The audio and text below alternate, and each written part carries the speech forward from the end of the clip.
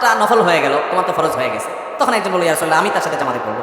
তিনি আগে ফরজ পড়ে ফেলছিলেন। তখন এই নতুন আগত মানুষটার সাথে সেই মুক্তাদি হয়ে নামাজ পড়লেন, তারা জামাতের সওয়াব পাইছেন। এই জন্য জামাতে নামাজ পড়ার ব্যাপারে আমাদের খুব সিরিয়াস হতে হবে, কোনোভাবে যেন সেটা মিস না হয়। ঘর বন্ধ করা শরীয়তে জায়েজ আছে কিনা? ঘর বন্ধ করা, এটার অনেক নিয়ম আমাদের সমাজে প্রচলিত আছে। যদি রুকিয়া শারঈয়ার অংশ হয়, সেখানে বেশরিয়াতে কোনো কাজ করা না হয়, ঘরে যাতে দুষ্ট জিনের উপদ্রব এগুলো না থাকে, যেগুলো আছে সেগুলো থেকে মুক্ত করা হয়, আজান দেওয়া হলো, কোরআন তেলাওয়াত করা হলো, এই জাতীয় কাজ করা হয়, তাহলে এগুলোর মাধ্যমে ঘরকে দুষ্ট জিন, ব্ল্যাক ম্যাজিক থেকে মুক্ত করার প্রয়াস, এটা গ্রহণযোগ্য হতে পারে। কিন্তু ঘর বন্ধ করতে গিয়ে আপনারা দেখবেন অনেক সময় দেখা যায় যে বিশেষ কিছু কাজ করে, কিছু পেরাক নিয়ে আসে, কিছু ওই যে আপনার হাড্ডি গুড্ডি নিয়ে আসে, গরুর কল্লার আপনার টোয়াল নিয়ে আসে, আপনার ওই যে কি বলে ওই মাটির ঢাকনা নিয়ে আসে, দেখছেন নি আপনারা? এগুলা আয়না, এগুলা ঘরের মধ্যে বেঁধে দেয়, এটা করে ওইটা করে, এগুলা জায়েজ নাই। বিশেষ করে এগুলো বেশিরভাগই করে তারা যারা ব্ল্যাক ম্যাজিক, জাদু এবং টোনা, হারাম বিভিন্ন রকমের পদ্ধতি অবলম্বন করে। এই জাতীয় খোনারা সাধারণত ঘর বন্ধ করতে গিয়ে এই সমস্ত আকাম প্রকাম করে। আমরা জানিও না, প্যারাক বেঁধে হচ্ছে প্যারাকে রক্ষা করবে, ওইটা করবে সেটা করবে, এটা না। আপনি আজান দিলেন, কোরআন তেলাওয়াত করলেন, আল্লাহর কোনো জিকির এতবার পাঠ করলেন, রতিয়া হিসেবে, ঝাড়ফুঁক হিসাবে এগুলো করতে পারেন। তবে সুন্নাহসম্মত উপায় যদি আপনি অবলম্বন করেন, কোনো বাসা যাতে দুষ্ট জিন, ব্ল্যাক ম্যাজিক এগুলো দ্বারা উপদ্রব এর মুখোমুখি না হয়, সেজন্য আপনি কি করবেন? বাচ্চাদেরকে সন্ধ্যার সময়, মাগরিবের সময় বাসা বাইরে রাখবেন না। এই সময় শয়তানগুলোর বিচরণ হয়, বাচ্চাদের উপরে প্রভাবটা বেশি পড়ে সাধারণত। এই টাইমটাতে একবারে সূর্য ডুবে, যখন ডুবার পর একবার সন্ধ্যার পর, তার আগে পরে অসুবিধা নেই। আবার নিজেরা বাসায় ঢোকার সময়, যেটা একটু আগে বললাম, ঢুকতে বিসমিল্লাহ বলে ঢুকবেন, সালাম দিয়ে ঢুকবেন। বাসা কাজের লোক, বাচ্চা, বুড়া যেই আসুক, সালাম ছাড়া কেউ প্রবেশ করতে পারবে না, বিসমিল্লাহ বলা ছাড়া কেউ ঢুকবে না, বাইরের সময় বিসমিল্লাহ বলবে। তাহলে শয়তান তার সাথে ওই বাসায় ঢুকতে পারে। হাদিসে আসছে কেউ বাসায় যখন আসে, তার সাথে সাথে ইবলিসও আসে। প্রত্যেকের সাথে সাথে একটা করে আসে না, আসে সাথে। তো আয়েশা দরজার পাশে আপনার পিছে সেও দাঁড়ায়।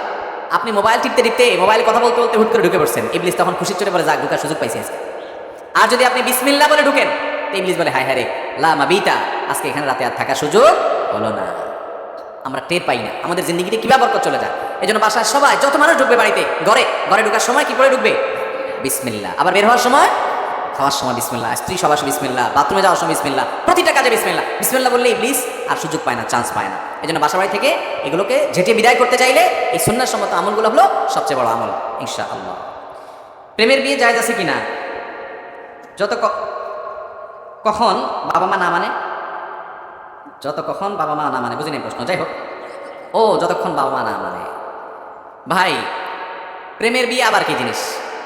শরীয়তে বিয়ের জন্য অভিভাবকদের মাধ্যমে নিজেরা বিভিন্নভাবে যাচাই বাছাই করে ভালো জীবনসঙ্গী নির্বাচন করে বিয়ে শাদী করে ফেলবেন। বিয়ে শাদীর জন্য আগে ট্রায়াল বলতে কিছু নেই। আগে ট্রায়াল দিয়া এরপর বিয়ে শাদীতে গেলেন। এগুলো কখনো আমাদের সংসারকে সুখী করতে, হারামে আল্লাহ তাআলা আরাম রাখেন নাই। ভাই, বিয়ের আগে আপনি যারা বিয়ে করবেন চিন্তা করছেন, এর সাথে ইটিস পিটিস করে, আকাম কুকাম করে, মোবাইলে, ফেসবুকে, মেসেঞ্জারে, এরপরে বিয়ে করলেন। অনেকে আবার প্রশ্ন করে যে বিয়ের নিয়তে করলে বোধহয় জায়েজ আছে। কারণ এখন বাটপারি এত বেশি হয়েছে যে বিয়ের নিয়ত নাই, হুদাহুদি মিশামিশি বিয়ের কথা বলে, আসলে বিয়ের কোনো মতলব নাই। তো এই 2 নম্বরের যুগে নিজের সে ফেরেশতা মনে করেছে, আমার তো মতলব খারাপ না, আমি তাহলে বিয়েই করার চিন্তা করছি। তো এরকম নিয়তেও কি হবে না, জায়েজ হবে। যারা মনে করেন যে বিয়ের নিয়তে বোধহয় বিয়ের আগে হারাম সম্পর্ক করলে, রিলেশন করলে, এটার নাম দিয়েছে প্রেম। কিসের প্রেম? প্রেম তো হলো বিয়ের পরে স্বামী স্ত্রীর সাথে যেটা হয়, ওইটার নাম কি?